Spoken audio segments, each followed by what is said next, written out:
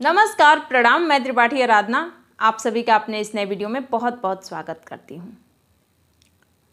आज मैं आप सबके समक्ष अपनी पूर्व रचित एक रचना लेकर उपस्थित हुई हूँ। दरअसल वर्षों पहले मैंने ये रचना लिखा था, या यूं कहें कि कुछ ऐसी घटनाएं मेरे आंखों के सामने दिख रही थी, कुछ ऐसा मैंने सुना था, सत्य सुना था, जिसे इग्नोर कर पाना मेरे लिए बहुत मुश्किल था। मुश्किल ही नहीं, नामुमकिन था। और मैंने कुछ शब्दों में अपने मन की बात कही थी, क्योंकि ज़रूरी नहीं है कि हर बात हम हर किसी से साझा कर सकते हैं। कभी कभी कुछ ऐसी बातें होती हैं जो अंदर ही अंदर हमें बेचैन करने लगती हैं। तो कुछ ऐसा मैंने सुना था, देखा था, जो महसूस किया था मैंने, वो मैंने शब्दों में ढाल दिया था। तो शायद मैंने अपने किसी वीडियो में इसका जिक्र नहीं किया है, और मेरे लिए इसका जिक्र करना यहाँ बहुत आवश्यक है। तो प्रस्तुत करती हूँ आप सबके समक्ष। मेरे भाव आप तक पहुँचे तो एक बार आप लोग भी ज़रूर सोचेंगे और मुझे सूचित भी ज़रूर करिएगा, क्योंकि यथार्थ लिखा है मैंने इसमें। ये कोई कल्पना नहीं है, कोई कहानी बनाई गई नहीं है, ये किसी के जीवन से जुड़ी हुई बातें हैं। शीर्षक मैंने पहले ही बता दिया, काली रात। क्योंकि ये एक स्त्री से जुड़ी हुई बातें हैं। इस चंद शब्दों में एक स्त्री से, एक माँ से जुड़ी हुई बातें हैं, माँ से जुड़ी हुई घटना है ये।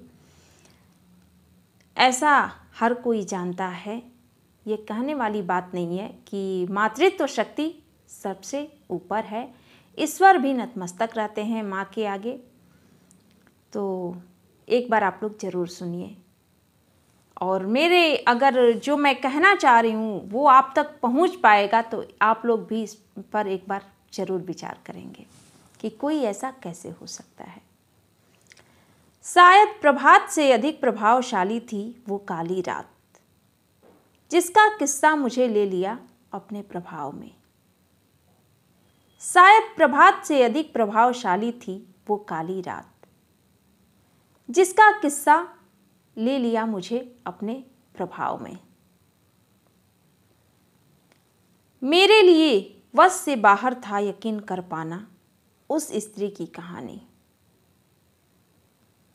मेरे लिए वश से बाहर था यकीन कर पाना उस स्त्री की कहानी, जिसे मिला था मातृ जननी का वरदान,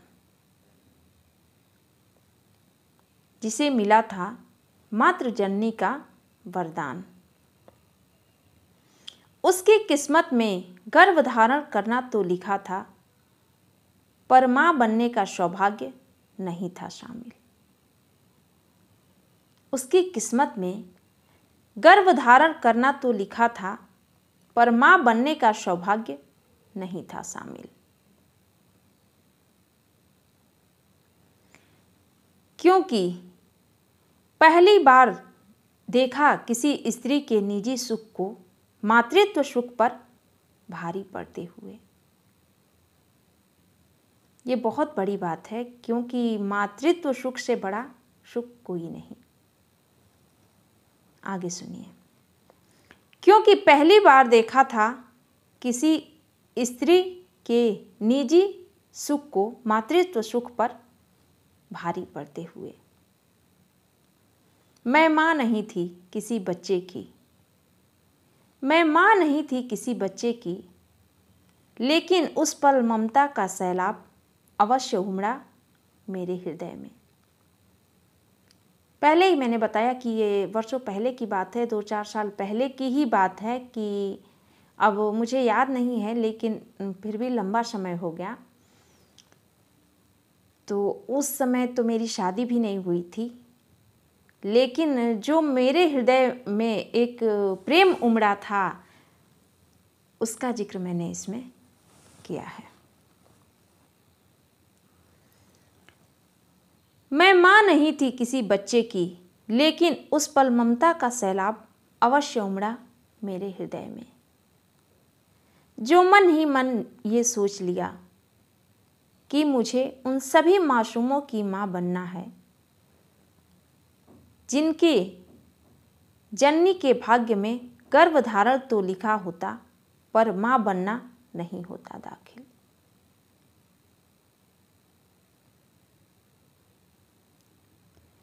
जिनकी जननी के भाग्य में गर्भधारण तो लिखा होता,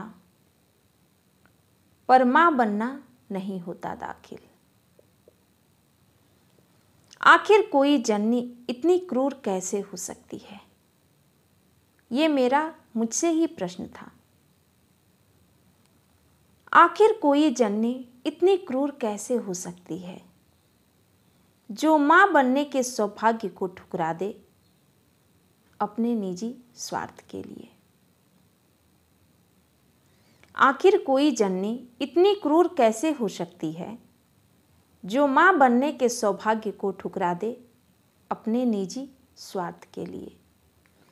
तो ये मेरे लिए भी सुन पाना और समझ पाना इस चीज़ को बड़ा मुश्किल था, क्योंकि जहाँ तक मेरा अब तक का अनुभव रहा है और जो देखती सुनती आई हूँ, वो मैं स्त्री के पास जो सबसे बड़ी शक्ति होती है वो मातृत्व शक्ति होती है।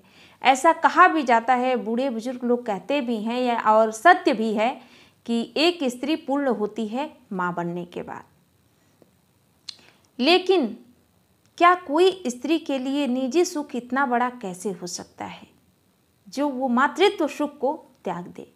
और मेरा ये विचार है कि अगर आप अपने बच्चे का दायित्व नहीं उठा सकते, आप अपने बच्चे को पालने में सक्षम नहीं हो सकते, तो उसे जन्म भी बिल्कुल मत दीजिए। उसके जननी बनने का आपको कोई अधिकार नहीं है,